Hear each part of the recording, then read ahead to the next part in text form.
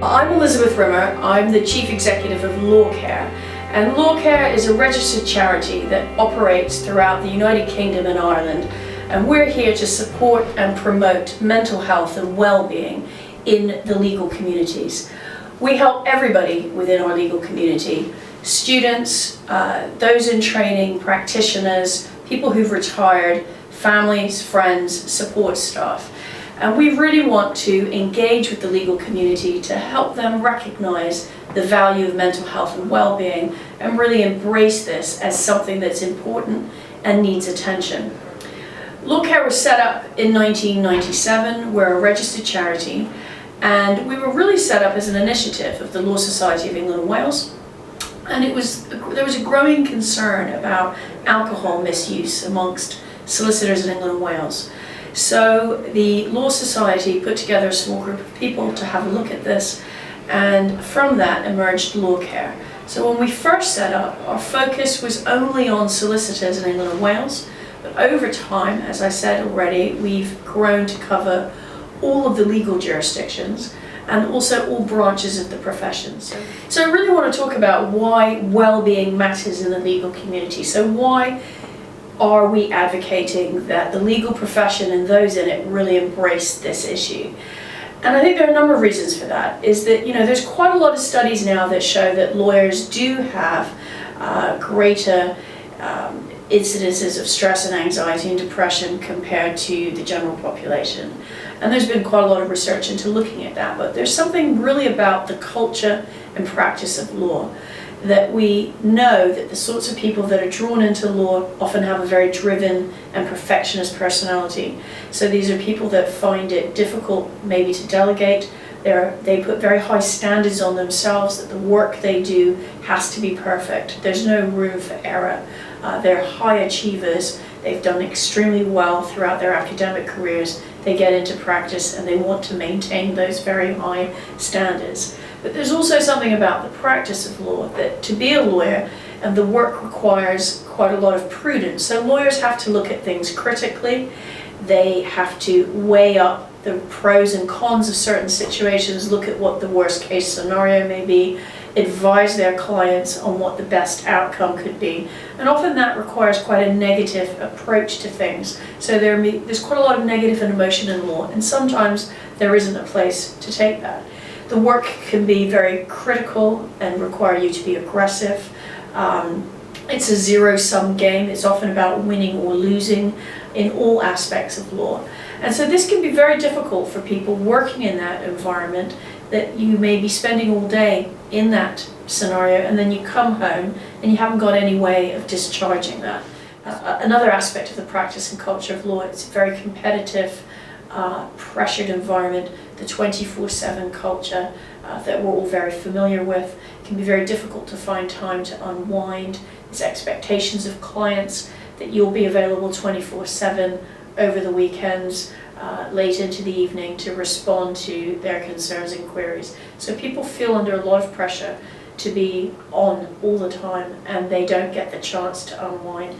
And it's really important that we promote messages that actually, there's a lot of scientific evidence that shows in the positive psychology world that there are lots of things you can do to manage that work-life balance and some of those negative feelings that you may have, and stressing the importance of a taking breaks, enjoying time off at the weekend. People think that working harder and harder when they're under a lot of pressure is helping them achieve those results, but actually it isn't. And if you think about a racehorse, if you were training a horse for the Grand National, you wouldn't have that horse running 6 days a week for 12 hours and then put them in the race on Saturday and expect them to win. And I think that we need to think about that analogy for ourselves, that actually we're not doing our best work when we're under a lot of pressure and we haven't had proper time to unwind, to sleep, to spend time with our families. Our key service is a telephone helpline which operates 365 days a year. It's open every day from 9 until 7:30, Monday to Fridays, and at weekends and public holidays from 10 till 4.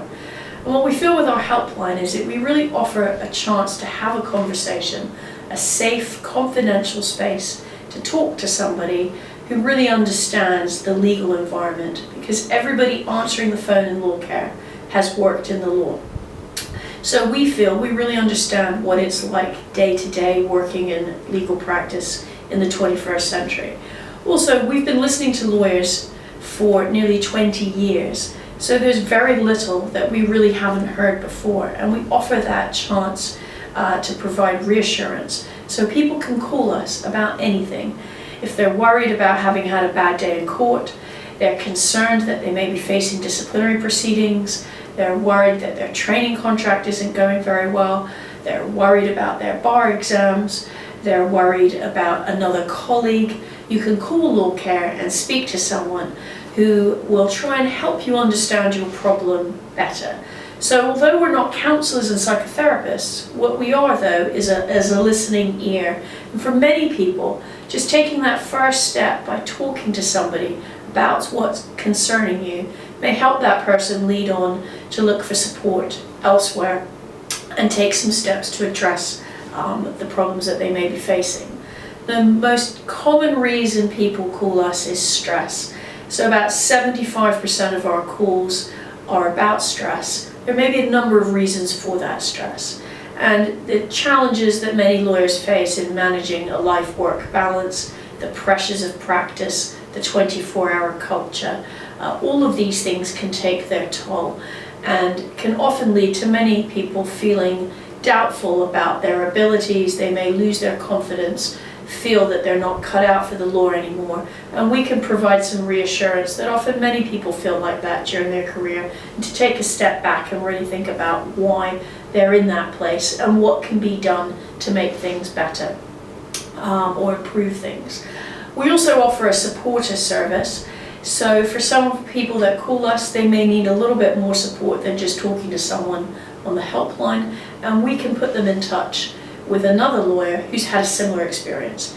So something like going through disciplinary proceedings with the SRA, if you're facing that, we can put you in touch with another lawyer who's been through that experience that you can then talk to and find some reassurance and support while you're going through that process.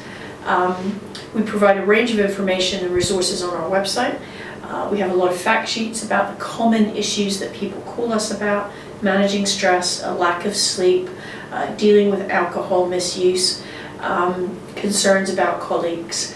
But a big role that we're really keen to advance is being an advocate. Taking on an advocacy role within the legal community is really important for Lawcare, because we feel that for more people to come forward for support, we need to get the legal community engaged with the mental health and well-being agenda and why it's so important. Because we know that stigma is a big concern. Many people don't come forward for the help that is available for fear of being labeled as incompetent or frightened of how they'll be perceived by their colleagues, that it may damage their career prospects. And we want people to recognize that that isn't the case, and that by coming forward and seeking help, actually they're taking a positive step to move on with their careers and manage their careers better. So as a result of that, we've just launched 2 initiatives, a wellbeing task force, one in England and Wales and one in Scotland, where in each jurisdiction we've brought together representatives of all the legal professional bodies, so the law societies, the Bar Council in England and Wales, alongside the regulators, the Bar Standards Board, the SRA, the educators. We had BPP and the University of Law present, we had some academics, we had interested professionals, and we brought a big group together to really look at the mental health and well-being issues within the legal profession and what opportunities there may be for joint working. So we're planning over the course of the next year or two to encourage more collaboration, sharing of best practice, because there's actually quite a lot of work going on, but it's hard to know who's doing what. The law societies, bar organizations are bringing in well-being strategies, and we want to be able to share that information with the rest of the legal community so that those who aren't doing that work yet can see what is being done and think, oh yes, I could do this in my firm. Best practice, as I mentioned, is another area. It's actually hard to know what programs and initiatives firms have got in place. It would be fantastic if we had a resource where we could share some of that information and others could have a look at it. And also some campaigning. So we're looking at more activity during Mental Health Awareness Week and World Mental Health Day, where as a community, everybody involved in the law can come together and get involved in participating in events and seminars. By raising awareness, we help to tackle stigma. Also, we have a few brave pioneers, people who've come out and are telling their own personal stories, because actually the lived experience is the most powerful tool we have for helping people recognize that they're not alone and seeing the benefits of talking about concerns and doing something about them. And a few people are beginning to come out publicly, senior people within the legal profession, and share their stories of stress or depression or anxiety and how they've overcome those, and they've come back to work and they've moved on. Really positive outcomes, and that's really important that we encourage more people within the legal community to share their stories, because that's how we tackle stigma. We want there to be a conversation about this, for people to be open and feel that it's okay to talk about mental health. So that's a big part of what we'd like to be encouraging more of going forward. So I'd really like to urge you, if you are worried about yourself or you're worried about a colleague, about how you may be managing with difficulties in the workplace, is to please get in touch with Lawcare. As I said earlier, our helpline is staffed by people who've worked in the law, but what we really provide is that confidential, safe space. We are independent of all the legal institutions in the UK. We are not obliged to report anything that's said to us, so anything that is said to us is in complete confidence. You could be breaching a major professional conduct rule. We're not going to tell anyone. What we will do is listen, help you think about your situation and what steps you could take to try and improve that. So please do call us if you're in need of a listening ear. We're here to help. But also please have a look at our website. We have a lot of materials on there that you may find useful.